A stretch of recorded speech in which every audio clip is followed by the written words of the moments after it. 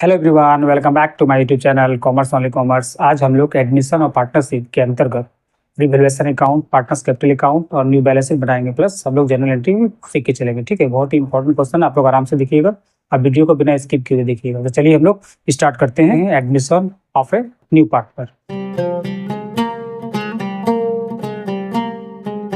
ये हम लोग का क्वेश्चन है। इसी के आधार पर हम लोग क्या करना है कि revaluation account, partners capital account और बैलेंस शीट बना के चलेंगे। उसका फिर हम लोग क्या करेंगे कि जनरल एंट्री भी बना के चलेंगे। ठीक है, तो सबसे पहले हम लोग क्या करते हैं कि पार्टनर्स कैपिटल अकाउंट में देखते हैं कि जो पार्टनर लोग का जो कैपिटल दिया हुआ है, यानी पुराना पार्टनर लोग का जो कैपिटल है ए और बी का, ए का 30,000 रुपये दिया हुआ और बी का 25,000 रुपये दिया हुआ।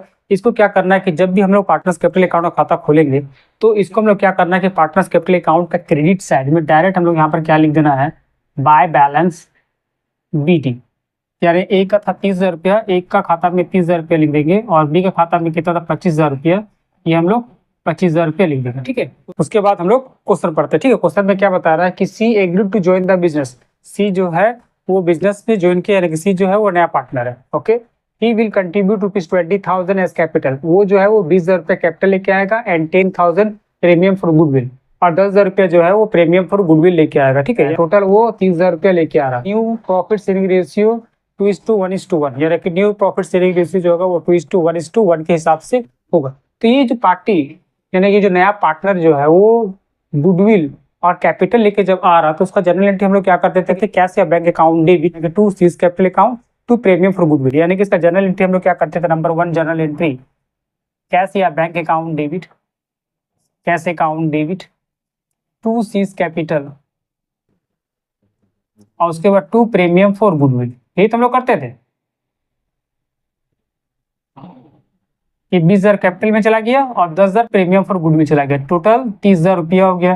नरेशन क्या लिखते रहे, being cash brought in by new partner as capital and goodwill हो गया। यानी कि कितना हो गया, 30,000 रुपया का ही हो गया। अब ये तो मेरा जनरल हो गया। अब इसका पोस्टिंग हम लोग रिवैल्यूएशन अकाउंट में करेंगे या फिर पार्टनर्स कैपिटल अकाउंट में करेंगे या फिर बैलेंस शीट में हम लोग करके चलना है। ये सीज कैपिटल दिया हुआ, तो सीज कैपिटल का यहाँ पर क्या करेंगे, ये जो पार्टनर्स कैपिटल का क्रेडिट साइड में बाय कैश या बाय बैंक करके सी कितना पूंजी लिखा रहा, सिर्फ पूंजी का अमाउंट लिख रहा है, पूंजी का अमाउंट 20,000 रुपया।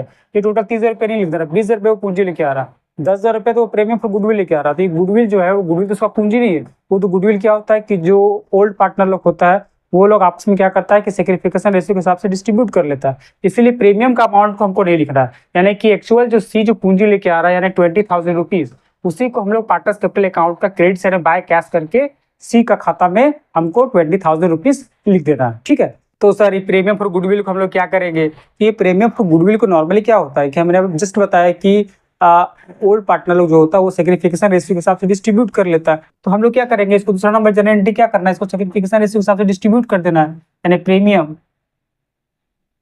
For goodwill account debit to A's capital और टू बीस कैपिटल, ये तो कर देना है हमको। यानी कितना था, 10,000 रुपया था। अब ये 10,000 रुपया को ए और बी में किस रेशियो के साथ डिस्ट्रीब्यूट करना है, मैंने बताया कि सेक्रीफिकेशन रेशियो के साथ डिस्ट्रीब्यूट होगा। तो सेक्रीफिकेशन रेशियो कैसे निकलता है, जो ओल्ड रेशियो दिया हुआ, ओल्ड रेशियो 3:2 दिया हुआ है, उसको हम लोग क्या करेंगे कि न्यू रेशियो से माइनस कर देंगे। जो भी मेरा आएगा वो मेरा क्या हो जाएगा, सेक्रीफिकेशन रेशियो हो जाएगा। यानी कि ए का कितना होगा, ए का सेक्रीफिकेशन रेशियो कितना होगा। देखो ओल्ड रेशियो दिया हुआ था 3/5, यानी यहाँ पर है ना 3:2 है, यानी कि 3/5 है। और ओल्ड न्यू रेशियो कितना दे रहा है, 2:1:1, यानी कि 2/4। ये हो जाएगा 2/4, यानी कितना हो जाएगा, 20 का 20, 4 × 12 और इधर हो गया 5×10, 2/20। और बी का कितना होगा, 2/5 माइनस 1/4 न्यू रेशियो। ये कितना हो जाएगा, 4×5 = 20, 20 के 20, उसके बाद 4, 4, 8, 5, 3/20, यानी क्या हो जाएगा रेशियो 2:3 हो जाएगा। 2:3 के हिसाब से डिस्ट्रीब्यूट कर लेगा। ये तो इसका ए और बी का सेक्रीफिकेशन रेशियो है। तो सेक्रीफिकेशन रेशियो के साथ डिस्ट्रीब्यूट करना है, यानी कितना 10,000 दिया, 10,000 को हम लोग करना है 2/3, 2/2:3 है। यानी एक कितना लेगा, 10,000 का 2/5, यानी कितना जो है 4,000 हो जाएगा और बी कितना जो है 6,000 रुपया हो जाएगा। ठीक है, यानी कि यहाँ पर क्या लिखेंगे, 2 एज कैपिटल में 4,000 रुपया और बीस कैपिटल में 6,000 रुपया।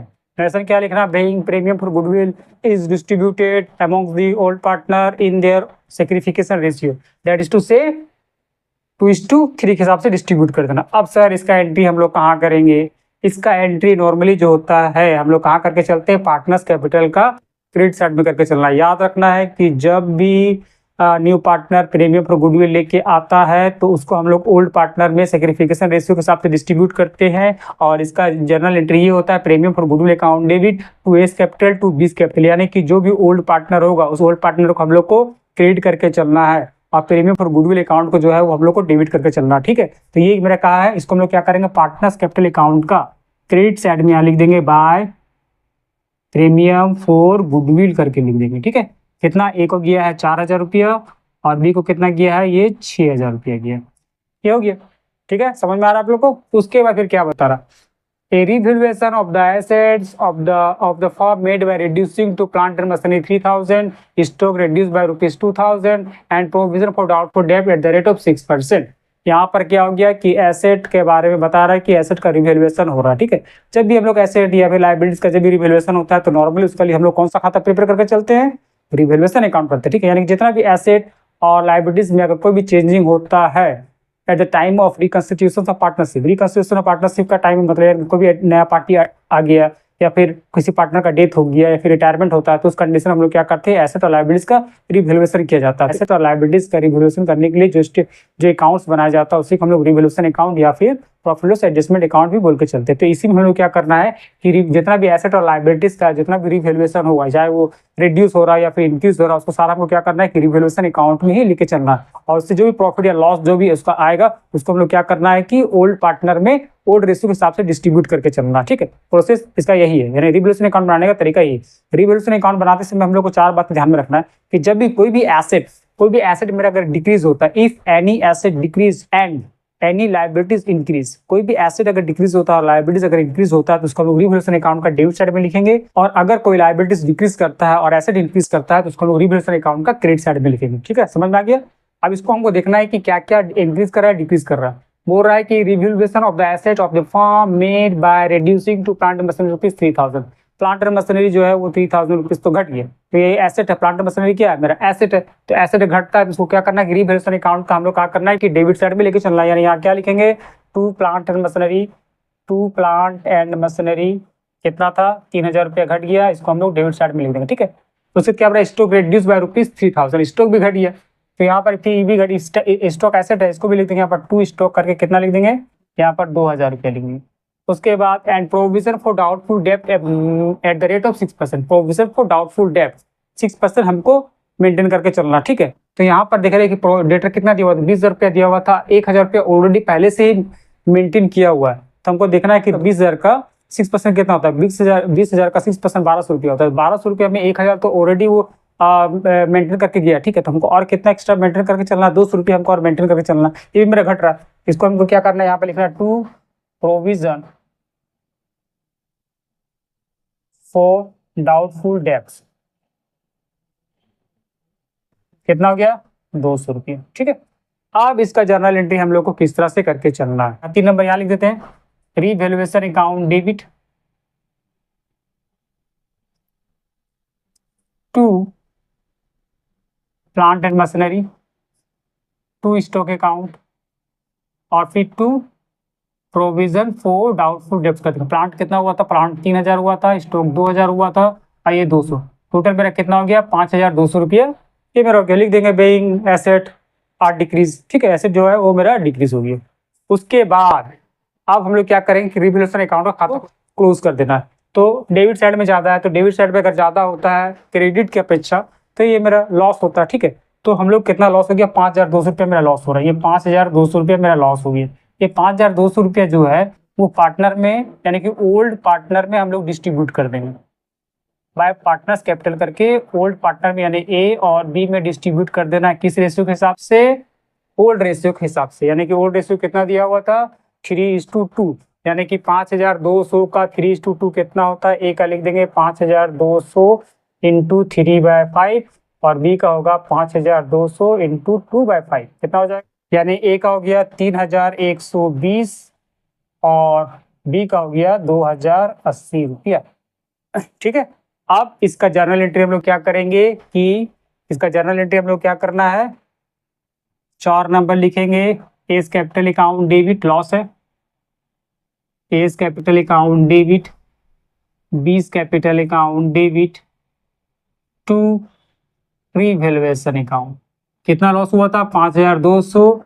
ए जो है वो 3120 लॉस को बियर करेगा और बी जो है वो 2080 को बियर करेगा। अब इसका हम लोग को कहाँ पर पोस्टिंग करके चलना है?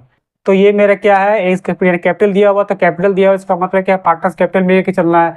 पार्टनर्स कैपिटल क्या, डेबिट है, इसीलिए हम लोग पार्टनर्स कैपिटल का डेबिट साइड में क्या लिखेंगे, टू रीवैल्यूएशन करके लिख देंगे। यहाँ लिखेंगे टू रीवैल्यूएशन। ए का कितना था? 3120 रुपया और बी का था 2080 रुपया।